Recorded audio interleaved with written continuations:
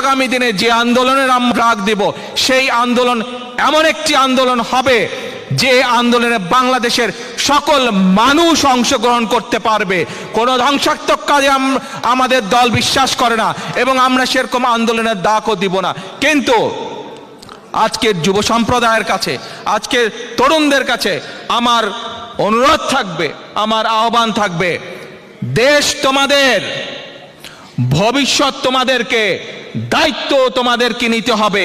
কাজে আমরা যে আন্দোলনের ডাক দেব, সেই আন্দোলনে এমন আন্দোলনের ডাক দেব আমরা যে আন্দোলনে সকলে অংশগ্রহণ করতে পারবে এবং সেই আন্দোলনকে সফল করার মাধ্যমে আমরা আমাদের কাঙ্ক্ষিত বাংলাদেশকে আবার সঠিক পথে ফিরিয়ে আনতে পারবো। যে বাংলাদেশের গণতন্ত্র হারিয়ে গেছে, সেই হারিয়ে যাওয়া পথ থেকে আমরা আবার ইনশাআল্লাহ সেই বাংলাদেশকে আমরা সঠিক পথে ফিরিয়ে আনতে পারবো।